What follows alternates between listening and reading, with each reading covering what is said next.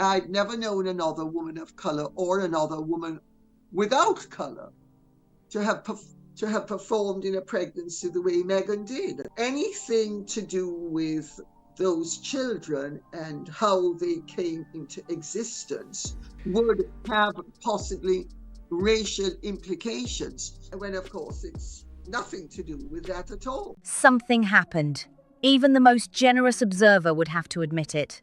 The way Meghan's pregnancies played out in public, the announcements, the appearances, the carefully controlled silences followed no pattern that people with serious royal experience had ever seen before. Not once, but twice. And the question that has been quietly building weight ever since, the one that serious people with serious credentials have been whispering about in private for years, is finally being asked out loud. By someone whose reputation demands it be taken seriously.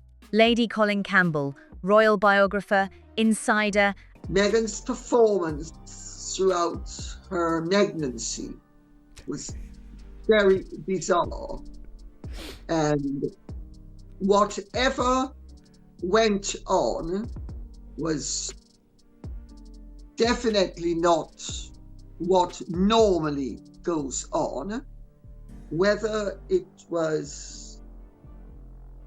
Meghan Caddy playing with the size of her bum or something else. There is a story there to come out, and I feel sorry for the royal family because they have been put in a no-win situation. And one of the sharpest minds in this space has spoken. What she said about Archie and Lilibet, about what she believes the palace knows, and why she thinks the full truth hasn't surfaced yet, completely reshapes this story. Let's get into exactly what Lady C said, because every word matters here. She did not make a flat-out claim. She did not state as fact something that hasn't been proven. What she did in the careful, legally precise language her position demands was this.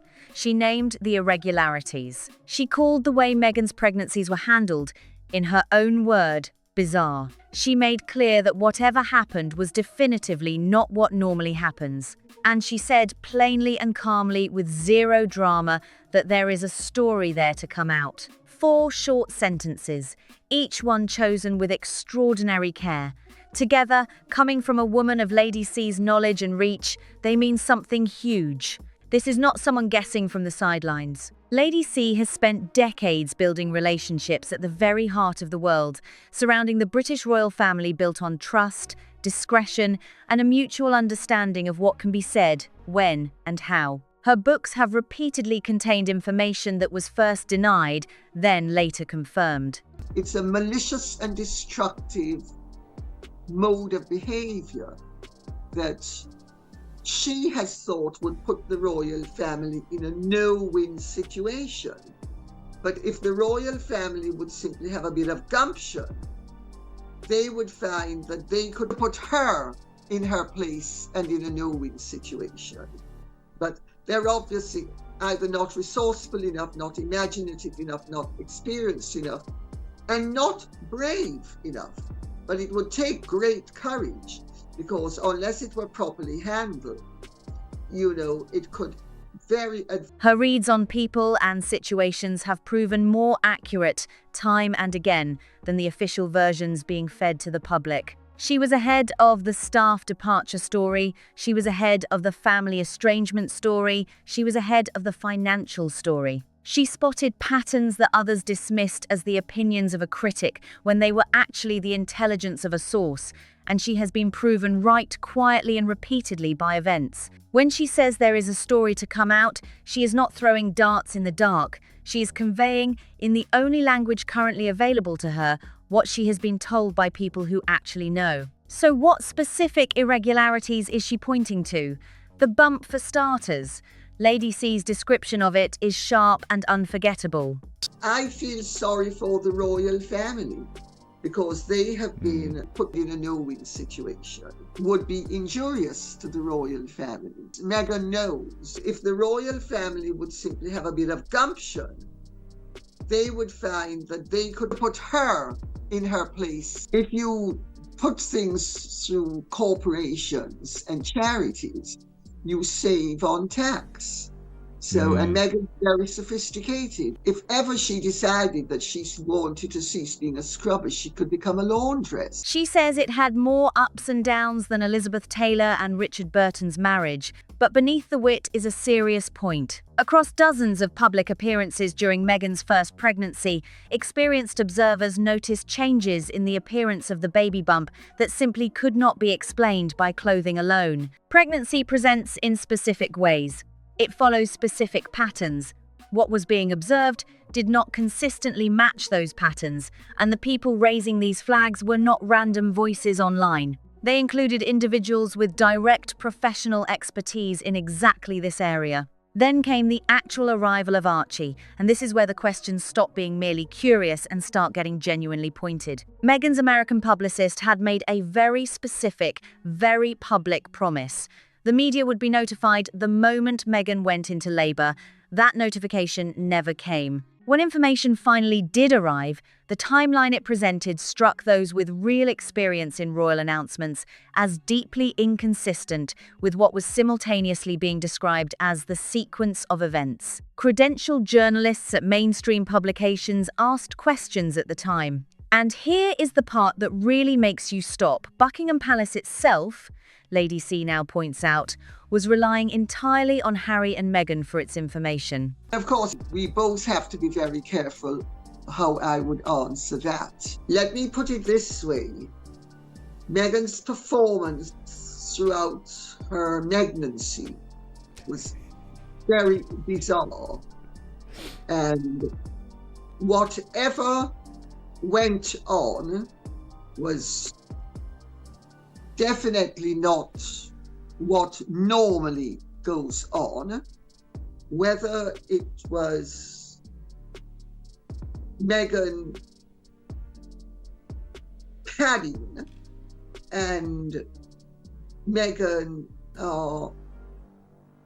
playing with the size of her bum or something else. There is a story there to come out. Which means that if Harry and Meghan chose to feed the palace a misleading account, the palace would have been unknowingly passing that misleading account along to the world. That is not a small detail. That is a mechanism, a real functioning mechanism by which a false story could have been built and maintained at the highest institutional level. Then came Lilibet Diana, 2 years later in California, under circumstances that were, if anything, even more unclear. Straight from Harry and Meghan's own mouths came a description that left medical professionals scratching their heads, a home birth at a hospital, an announcement made entirely on the family's own schedule, with zero independent verification of any key detail. Lady C admits she is less across the specifics of Lilibet's arrival given the distance, but she is crystal clear that the questions surrounding both arrivals deserve serious. My accounting genius said the interest that they earned for the year was on $222,000. That's the entire amount that they had permanently for the year in their investment account. They don't have a great deal of money. They have a massive mortgage on their house. They have massive expenses.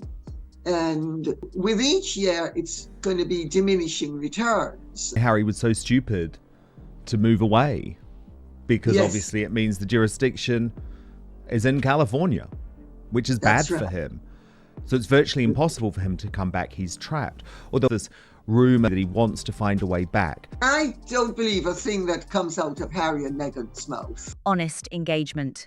And she is equally clear that they have never received it. Now here is where this stops being royal gossip and becomes something far more calculated. Because the reason these questions have gone unanswered, the reason the palace has not pushed, not pressed, not pursued the truth, with the diligence that the arrival of 2 children in the line of succession would normally demand, is not, Lady C believes, incompetence. It is something far more uncomfortable than incompetence. It is a calculated paralysis, deliberately engineered by someone who understood from day one exactly how this institution operates and exactly what it would and would not be willing to risk. From her very first weeks as Harry's public partner, Meghan built her public identity around one specific and powerful claim that any scrutiny of her is racially motivated. That criticism of her is never really about her conduct, her choices, or her character. That it is always, at its root,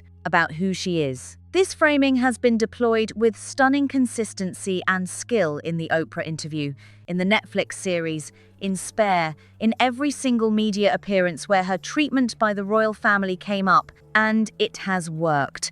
Not because it is true, Lady C is absolutely clear that the questions around the pregnancies have nothing whatsoever to do with Meghan's heritage, but because it is effective. Meghan knows would be injurious to the royal family. So, and this is also possibly why she has played things the way she's played them. It's a malicious and destructive mode of behavior, but it would take great courage, because unless it were properly handled, it could very adversely rebound upon them. I think Meghan is going to prove to be like Angelina Jolie.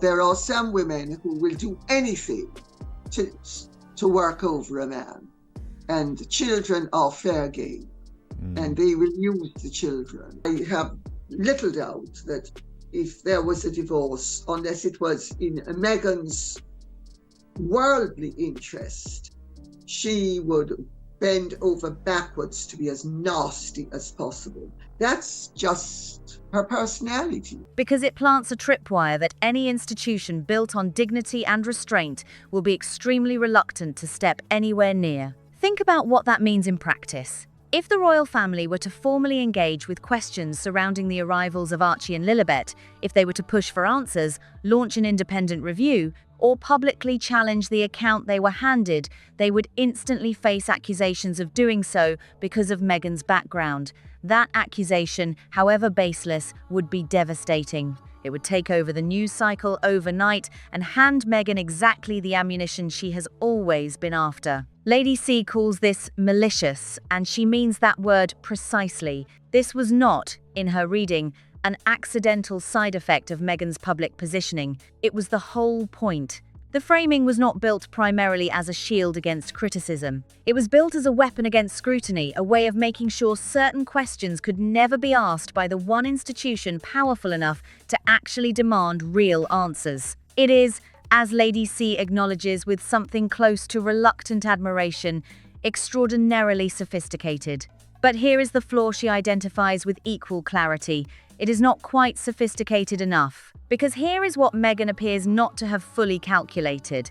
The truth does not respect strategic architecture. It does not care how carefully a narrative has been constructed, how effective a tripwire has been set, or how many years a managed story has held together. Truth finds the gaps, a court document that surfaces something previously sealed, a source who finally runs out of patience, an account that contradicts another account in a way that simply cannot be explained away.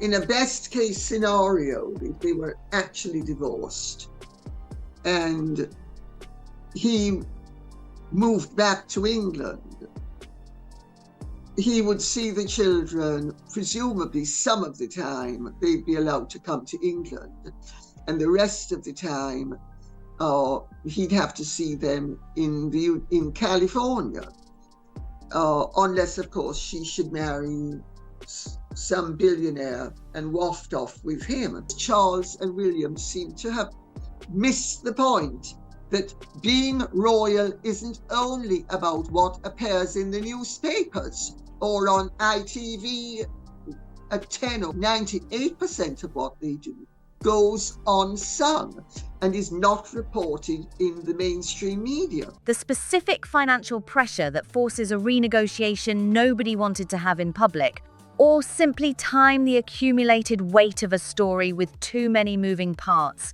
too many people who know pieces of it, too many inconsistencies that require constant, active management to keep from unraveling in the wrong direction. Lady C does not know exactly when or how the full story of Archie and Lilibet's arrivals will come out. But she is confident with the quiet, specific confidence of someone who knows far more than she is currently able to say that it will. And when it does, the royal family will face a question of their own. Not the question of what happened. By then, presumably, that will already be known. But the question of what they knew, when they knew it, and what they chose to do with that knowledge. Because Lady C's analysis raises something that has not been widely discussed, the very real possibility that certain members of the royal family are already aware, and have been aware for some time, that the official account of events does not tell the complete story. She suggests, with her trademark precision, that there are people within the family who are very aware that certain things about the Sussex narrative do not add up. Not suspicious, not merely puzzled, aware. And that awareness, she implies, is itself part of the trap that has been set. Because knowing something without being able to act on it, without being able to say what you suspect, without being able to chase the questions your own instincts are screaming at you to chase, is its own particular and deeply corrosive kind of helplessness. The question of whether the palace knew is not a simple one. The answer may be yes and no and not quite, and more than they have admitted, all at the same time. It is worth pausing here to be absolutely clear about what is and is not being said. No one acting in good faith is asserting, as established fact, a specific alternative account of how Archie and Lilibet came into the world. What is being said, what Lady C is saying, what a number of credentialed voices have said before her, is that the public account contains gaps. My understanding is that there are members of the family who are very aware of the fact that the marriage is problematic. The family is not in close touch with him now. Even those members of the family who were closer to him are less in touch with him now than they used to be. And many of them will have nothing to do with him whatsoever. I don't believe a thing that comes out of Harry and Meghan's mouth. I know the marriage is very volatile and very up and down, which it would be, because they're both pretty unstable and volatile individuals. I think they're both very toxic personalities. And two toxic personalities, when they're not fighting, everybody else will be fighting each other. Inconsistencies and unexplained details that have never been satisfactorily addressed. The birth announcement timeline, the opacity surrounding a christening conducted without independent witnesses, the godparents who were never named, the bump that behaved in ways experienced observers found genuinely difficult to explain. Each element alone might be dismissed. Together, in the hands of someone with Lady C's knowledge and sources, they form a picture she does not find satisfactory. Then consider what this means for Harry, because Harry is not a bystander in this story. He is supposedly at its very center. He is the father of record for both children. He walked away from his family, his country, his institutional identity, and his inheritance for Meghan and the life they were going to build together in California. And now, he finds himself in a position Lady C describes without hesitation as trapped, not metaphorically, but legally and geographically. The jurisdiction for any custody arrangement involving Archie and Lilibet is California, American law, American courts, American judges, on terms set by a system where Meghan holds every structural advantage and Harry holds very few. He cannot return to Britain without potentially losing his relationship with his children. He cannot build any meaningful distance from a situation that is, by most credible accounts, making him deeply unhappy. He is 40 years old, living in a house with a mortgage. His shrinking income must support, watching the plans that were supposed to carry this chapter of his life quietly fall apart, one by one. He is, as Lady C says plainly, stuck, and the trap has geography, law, time, and money all working against him at once. What does Harry actually know? What has he been told about the circumstances surrounding his children's arrivals? What does he genuinely believe? The royal family, mindful of the fact that Meghan had played the colour card from the word go, and that anything to do with those children and how they came into existence, or the doubts as to how they came into existence, would have possibly racial implications. It's nothing to do with that at all. No. I mean, women of colour give birth every single day of the week without any irregularities. This is not a slimmed down monarchy now. It's positively anorexic. And they need boots on the ground. I think Beatrice and Eugenie should be named. They would be good at it. They want to do it. And I always thought it was an act of folly. And I've been saying now for many years. These are questions Lady C wisely declines to answer definitively, but they are far from idle questions. Because if Harry knows, or even suspects, something that contradicts the official account, his silence would make a very specific kind of sense. And if Harry does not know if he has been, as Lady C suggests is entirely possible, misled just as effectively as Buckingham Palace was misled then, his position is even more heartbreaking than it already appears. A man who gave up absolutely everything, who may not even fully understand what he gave it all up for. The financial picture adds yet another layer to all of this. Lady C's financial advisor has been going through the Archewell accounts with serious attention, and what those accounts reveal is not the picture of a thriving, confident, well-resourced charitable operation. The interest earned on investments in the most recent filing period tells a very specific story about the actual scale of resources available to the foundation on a day-to-day basis. The headline numbers, the millions that moved through the accounts in the early years, do not reflect the operational reality of where things stand right now. Moving money between corporate and charitable structures is a well-known technique for creating the appearance of financial health. And Meghan, Lady C acknowledges, is genuinely sophisticated in understanding how these structures work. But sophistication has limits, and the foundation that was supposed to be the cornerstone of the entire Sussex independent project is, by Lady C's advisor's reading, approaching those limits fast, with income streams continuing to contract and no obvious replacement anywhere in sight. Why does this matter to the story of Archie and Lilibet? Because financial pressure changes calculations. It changes what is sustainable and what is not. It changes the cost-benefit analysis of holding a particular public narrative together when that narrative is being pulled from multiple directions at once. The pregnancy questions have not gone away. The financial questions have not gone away. And the marriage, which Lady C describes as volatile in a very specific and draining sense, has not stabilized the way the carefully managed public image of unity might suggest. All thunder and no lightning, she says, tension without release, rather than the productive friction of two people genuinely committed to working things out. And the children at the center of all of this are getting older. Archie is 6, Lilibet is 4. They will not always be insulated by their age from what the world is saying, thinking, and writing about the circumstances of their lives. The royal family would not be coming to Harry's rescue. They would not be funding a divorce to any extent.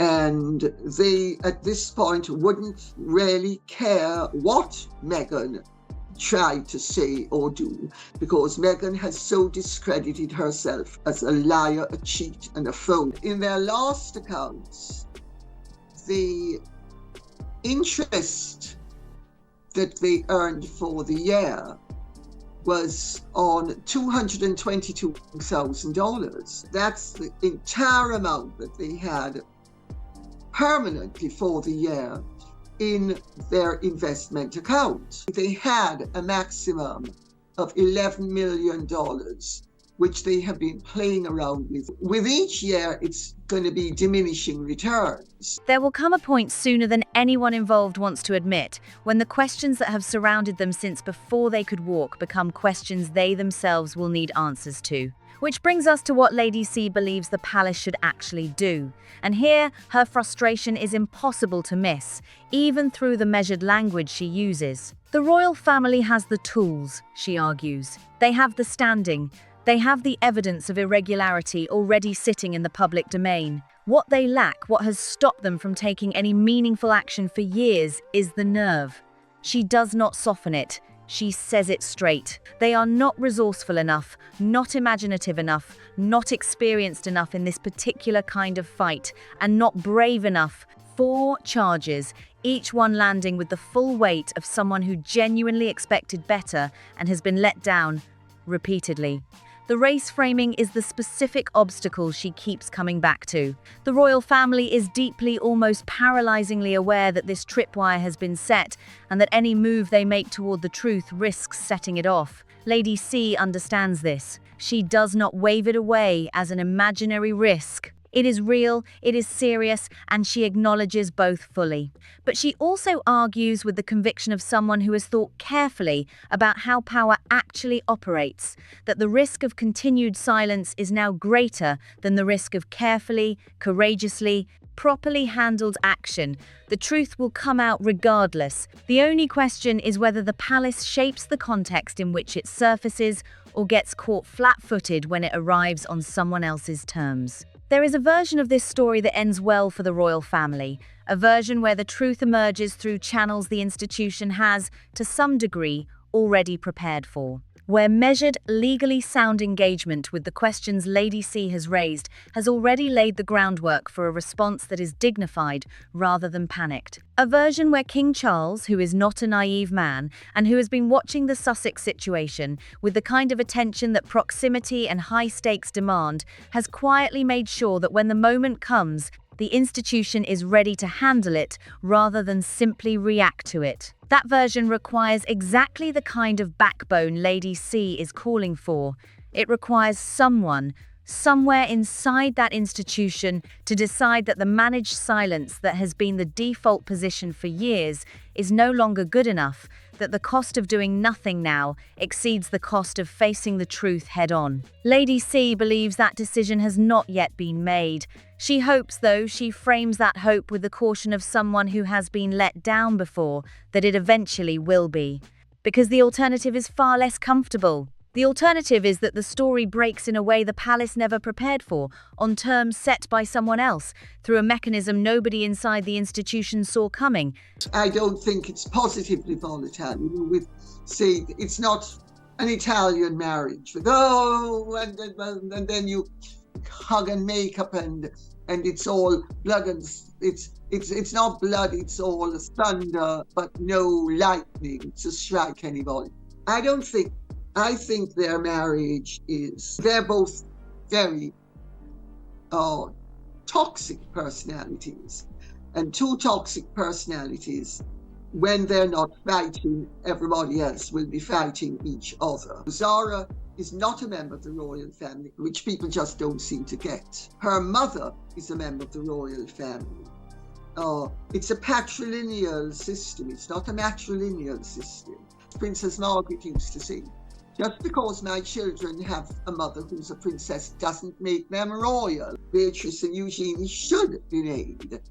And in that version of events, the children who have been so carefully shielded from scrutiny find themselves at the center of a revelation that the adults responsible for their well-being had years to prepare for and chose not to. That is not a small thing. That is not a detail. For Archie and Lilibet, growing up in California inside a narrative that may not survive contact with the truth, it is everything. Lady Colin Campbell has been watching this story since before most people even understood what it was. She has been patient, she has been precise, and she has been, when the moment required it, courageous in ways that have genuinely cost her, in reputation, in relationships, in the particular social friction that comes from saying out loud what others have chosen to only whisper. Today, she is telling us the moment is coming. The story is not finished. The questions have not been answered. And the children at the center of it all deserve, eventually, to know what the truth actually is. The palace knows more than it has said. The family knows more than it has acknowledged. And Lady C, with the trademark restraint of someone who understands precisely where the line falls between what can be said and what cannot, implies that she does too. And now the biggest question still hangs in the air. If Lady C really knows more than she is saying, then how deep does this story actually go? Because the more details that surface, the harder it becomes for anyone to ignore the strange circumstances surrounding Archie and Lilibet. Some royal watchers believe the palace stayed quiet on purpose, carefully stepping around certain stories before they could explode into global headlines.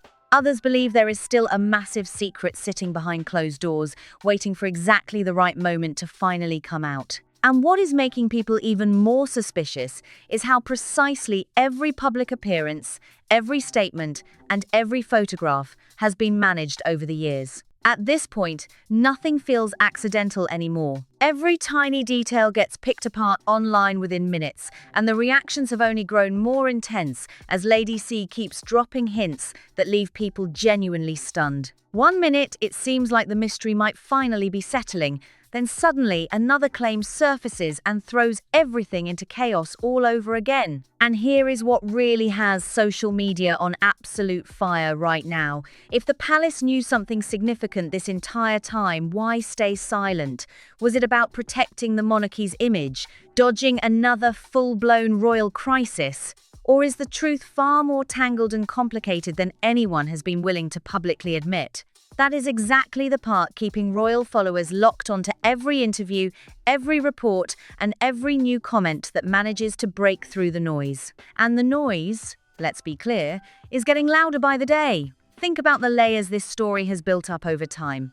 It did not start with Lady C. It started with small observations, things that individually seemed easy enough to dismiss, but together began forming a picture that serious, credentialed people could not simply walk away from. A bump that behaved unexpectedly, a birth announcement that did not arrive when it was promised, a timeline that did not quite line up, a christening behind closed doors, godparents whose identities were never confirmed to the public, a home birth described as happening at a hospital. Each one of those details, standing alone, might have been forgiven or forgotten. But they did not stand alone. They stacked. And as they stacked, the questions they generated became harder and harder to dismiss with a wave of the hand. What makes this moment genuinely different from everything that came before it is not just what Lady C is saying, it is who she is.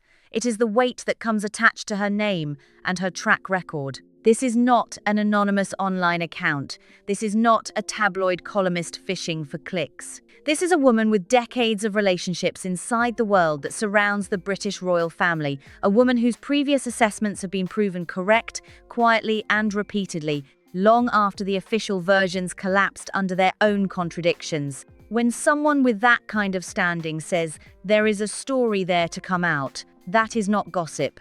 That is a signal. And people who understand how this world operates are reading that signal very carefully right now. Social media, of course, has taken everything and turned the volume up to maximum. Within hours of Lady C's comments circulating, the debate had split into distinct and passionate camps. On one side, the people who have been asking these questions for years, who felt vindicated, who shared clips and timestamps and side-by-side comparisons with the energy of people who had been waiting a long time to feel like the conversation had finally reached respectable ground. On the other side, the people who believe the entire line of questioning is unfair, invasive, and motivated by something uglier than curiosity. And that tension, that fierce, unresolved, comment section destroying tension, is itself part of the story, because it reflects exactly the dynamic that Lady C identified at the heart of the palace's paralysis. The moment anyone engages seriously with these questions,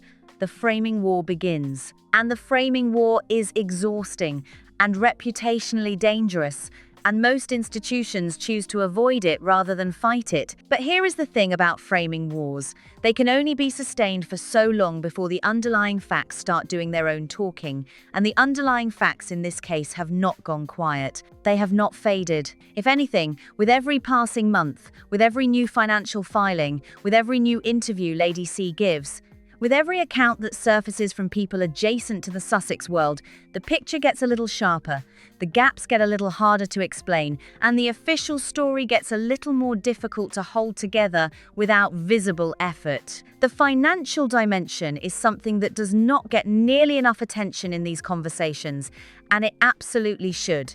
Because money changes everything. Money changes what is possible and what is not. Money changes what deals get made and what deals fall apart. Money changes the calculation of whether a particular narrative is worth the ongoing cost of maintaining it. And right now, by the most credible accounts available, the financial picture surrounding the Sussex operation is not the picture that was being projected to the world 2 or 3 years ago. The Archwell Foundation numbers tell a story that the headline figures were always designed to obscure. The early millions that generated so much coverage and so many glowing profiles represented movement money, flowing in and out of structures in ways that looked impressive from a distance. But operational reality is a different thing entirely from headline figures. And the operational reality, as Lady C's financial advisor has been examining in considerable detail, is that the income streams that once gave the Sussex project its appearance of independence and momentum have been quietly contracting with nothing obvious on the horizon to replace them. Why does this connect to the questions about Archie and Lilibet? Because a narrative under financial pressure is a narrative under stress. And a narrative under stress develops cracks, and cracks, as anyone who has spent time around institutions and their secrets will tell you, are where the truth eventually finds its way through. The financial pressure does not cause the truth to emerge, but it removes some of the padding that kept it contained. It makes the ongoing cost of active narrative management harder to absorb. It changes the incentive structures for people who know things and have, until now, chosen to stay quiet. Then there is the marriage itself, which Lady C describes with the kind of precision that only comes from genuine sources rather than speculation. All thunder and no lightning. Tension without resolution. A relationship that presents one face to the public and lives a very different reality behind the carefully managed exterior. That is not a stable foundation. That is not a situation that gets easier with time and financial pressure and mounting public scrutiny all operating simultaneously. And instability, in situations like this one, has a way of producing exactly the kind of unpredictable moments that no amount of strategic architecture can fully anticipate or contain. Meanwhile, Harry sits at the center of all of this in a position that becomes more difficult to look at clearly the longer you examine it. 40 years old, living in a house with a mortgage, watching the deals and partnerships and projects that were supposed to sustain this chapter of his life contract one by one, legally and geographically bound to a jurisdiction that gives him very little structural advantage if the relationship that brought him there were to change in fundamental ways. Unable to return to Britain without potentially sacrificing his relationship with his children, unable to build meaningful distance from a situation that is, by every credible account, making him deeply and genuinely unhappy. And underneath all of that, the question of what he actually knows, what he has been told, what he believes about the circumstances that have defined the last several years of his life. Lady C does not answer this definitively, and she is right not to. But the question itself is devastating enough, because if he knows something and cannot say it, his silence is a particular kind of trap. And if he does not know if he has been as effectively misled as the palace appears to have been, then the picture is even more heartbreaking than it looks on the surface. What keeps people coming back to this story, what keeps the comment sections lit up and the view counts climbing and the debates refusing to cool down, is that it operates on multiple levels simultaneously. On one level, it is a royal story, the kind of insider drama that has fascinated people for generations. On another level, it is a story about power, about how institutions protect themselves, how narratives get constructed and maintained, and what happens when those narratives start to develop pressure points that cannot be managed away. And on yet another level, it is a deeply human story about two children growing up in California inside a version of their own origins that may not be the complete picture. Archie and Lilibet are not abstractions. They are not pieces on a chessboard. They are 6 years old and 4 years old, growing up in a world that is already talking about them in ways they cannot yet understand. And the adults who are responsible for them all, of the adults on every side of this, will eventually have to reckon with what they did and did not do with the time and the knowledge they had. Lady C has been patient, she has been precise, she has been courageous at moments when courage carried a real personal cost. And today she is saying, as clearly as her position allows her to say it, that the story is not over, that the questions are still live, that the people who know more than they have said are still out there, and that the moment of full emergence, whenever it comes and however it arrives, will reshape this entire story in ways that the official version simply cannot survive. The palace has a choice to make. They can shape the context in which the truth emerges, approaching it with dignity and preparation, and the kind of measured institutional courage that Lady C is calling for. Or they can wait and find themselves reacting to it on someone else's terms, caught without preparation, without narrative control, and without the moral high ground that comes from having chosen transparency before it was forced upon them. Either way, and this is the part that no amount of strategic silence can change, the story moves forward. The truth finds the gaps, the cracks widen, and the questions that have been quietly accumulating weight for years keep getting heavier. So now we want to hear from you, because this conversation is far too big to be one-sided.